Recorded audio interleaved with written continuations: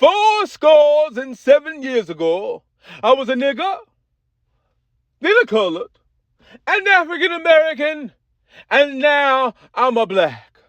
But before all of that, I was a human being first.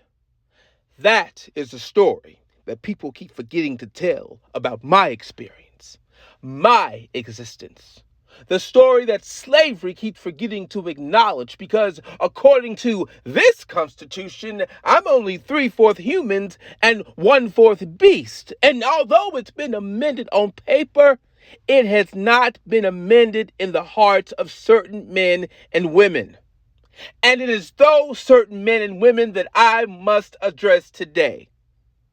The continual dismissal of my civil liberties, of my right to humanity, of my right to just be a black boy walking home from the store, or a black man running down the street simply trying to breathe in the fresh air of spring is frightening. Because a 1/4 human and a 3/4 beast is always on the hunt for me. Let's string 'em up, boys, or shoot 'em with an AR rifle 17. Modern day lynching. And this justice system lets that motherfucker off scot-free in the name of self-defense. Then there's the Karens of the world who are living in misery because they must inform the police about me standing in my yard watering my trees in front of my house, minding my business. And this is the land where the American dream is free, the land of opportunity. I call bullshit. With the bombs bursting in air and the rockets' red glare, this country celebrates an independence that does not truly belong to anybody that looks like me. What to the American slave is the 4th of July?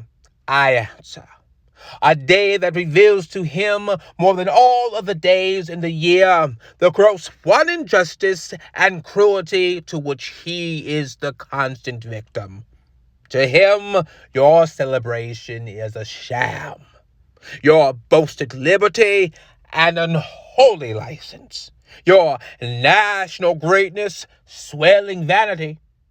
Your sound of rejoicing are empty and heartless. Your denunciations of tyrants, brass-fronted impudence. Your shouts of liberty and equality, hollow mockery.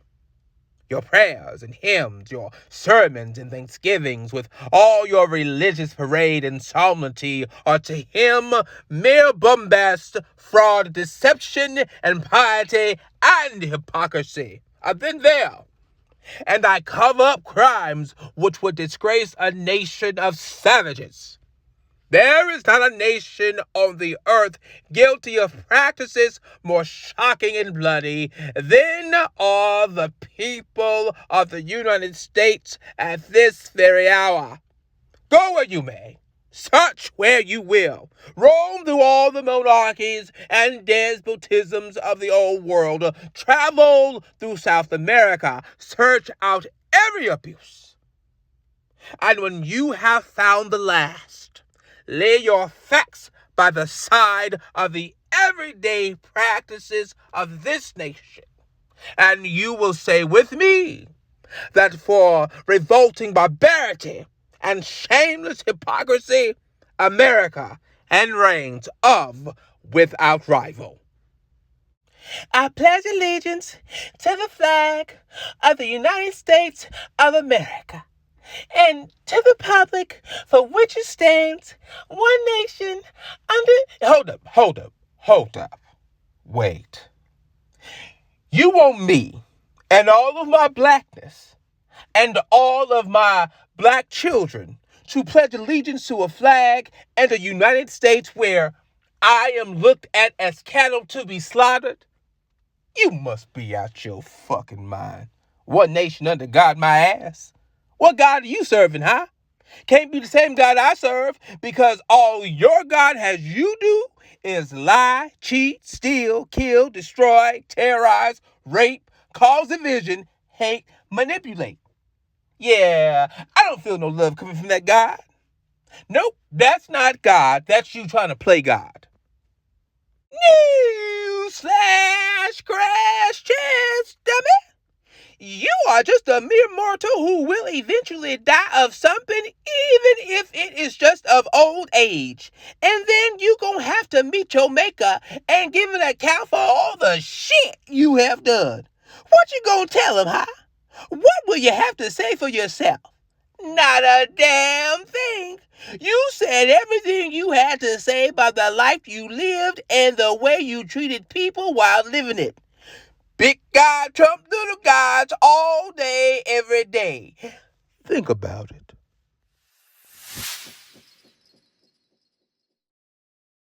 Fresh niggers here. Get your fresh niggers here. Big, strong niggers here. Fresh off the boat from Africa. Ready to tend to your fields and pick your cotton. Good for breeding for more niggers to sell, to act as your concubine. Good, wholesome niggers. Any takers? Auctioning us off like we're some type of livestock. How would you like it if the roles were reversed? Fresh Europeans here. Get your fresh Europeans here. Weak disease carrying Europeans here. Fresh off the boat from Europe. Ain't really good for much of nothing, but stealing from other races, passing off their traditions as their own, and colonizing already civilized nations by mind-fucking them. And who they can't mind-fuck, they try to eradicate. Any takers? How does one race deem themselves more superior than another race? I tell you, insecurities, jealousy, envy. That is the formula for greed and people's need for power. See, a person who is secure with themselves is not afraid of another person's success. They're not afraid to pass the baton and help the other person get ahead. As a matter of fact, they want the other person to do better than them because they understand that it ensures the success and survival of humanity. But for that envious, jealous person riddled with insecurities, they only see the eye in everything. They see nothing human outside of what they can gain off the blood, sweat, and tears of other people's backs, keeping them in line by controlling the bottom line, the almighty dollar. Newsflash, crash test, dummy. Your dollars don't mean shit. Because when the value is gone, all people gonna do is burn it up to keep themselves warm. Then what will you have, huh? The lie you tell yourself that you are better than when you really feel less than, so you have to overcompensate for the lack by dismantling the truth of others to fit your agenda. But all things did in the dark soon come to the light. The gig is up, baby, and your time is running out. Think about it.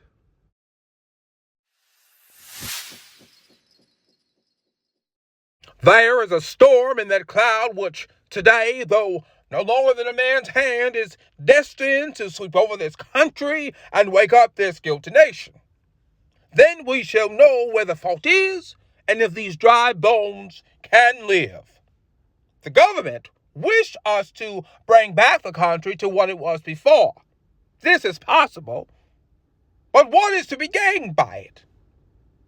If we are fools enough to retain the cancer that is eating out our vitals when we can safely aspirate it, who will pity us if we see our mistake when we are past recovery? The abolitionists saw this day of tribulation and reign of terror long ago and warned you of it, but you would not hear. You now say it is their agitation which has brought about this terrible civil war. That is to say, your friend sees a slow match set near a keg of gunpowder in your house and timely warns you of the danger which he sees is inevitable. You despise this warning and after the explosion say, if he had not told you of it, it would not have happened. Keep thy heart with all diligence, for out of it are the issues of life. That is what the book of Proverbs says from the Bible. Your heart speaks what you feel, what you think, what you believe, what you know. And so the heart of this nation has been grieved for so long. What has transpired over the last few days, months, years, centuries keeps waking up America's heart condition. We're now in a state of cardiac arrest, and the skeletons of hate, bigotry, deceit, propaganda, hysteria, injustice, racism keeps walking through those doors because we keep inviting it in. Because when you try to bury what never died, when you try to kill off what does not want to be destroyed, it will always find its way back to life. Because you keep giving life to it.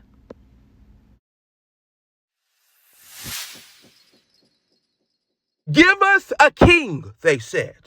Give us a master so that he can rule over us and tell us what to do, and we can serve him and he can give us direction. That's what the people in the ancient times of the Bible wanted. A man to be their king. But in doing so, they were rejecting God. And because they rejected God, God gave them what they wanted. Let's be clear. The injustices that have taken place in humanity over the centuries did not start with the white man.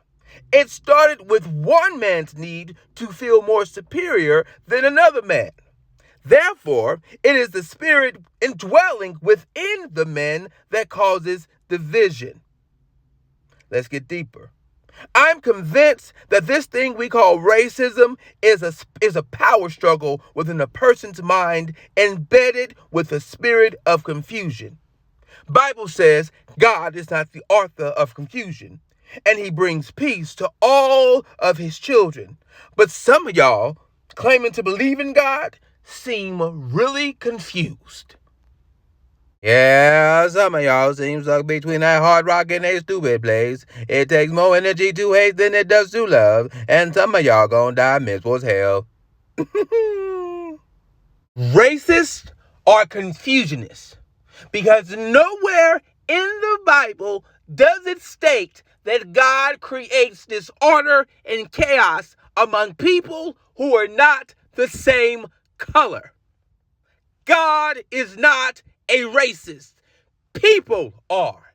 And until people choose to stop serving a spirit laced in confusion and division, we will continue to see racism run amok in our society. We will continue to see racism run amok in our nation, and we will continue to see racism run amok in our world. However, the enemy, the thief, he comes to steal, kill, and destroy.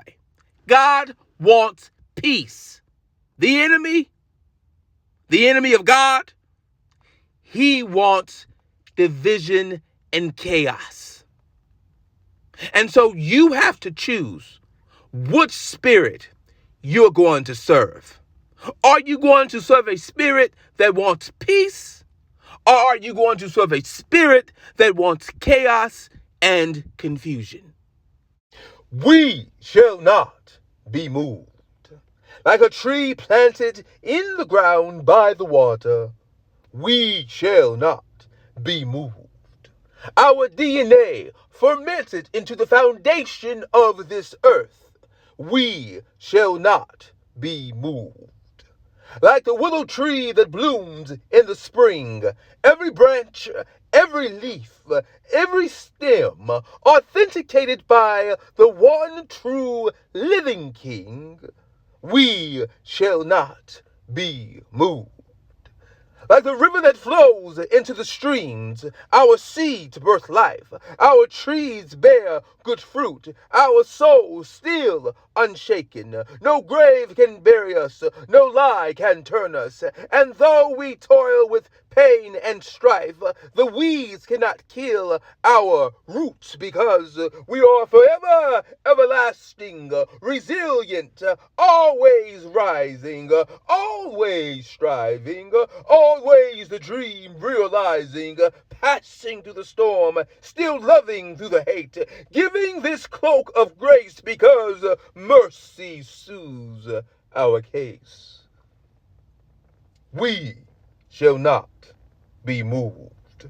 A peculiar people, unbound to the limits of this world, destined to be great, created out of love and not from a mistake. We are the truth, the flowers in the field, growing wild, that cannot be contained or chopped down. And for every one you try to obstruct, 10 more will grow in its place, that to whom it may concern know that at a steady pace we will endure and outlast this race. We shall not be moved. We will forever blossom. We will forever bloom.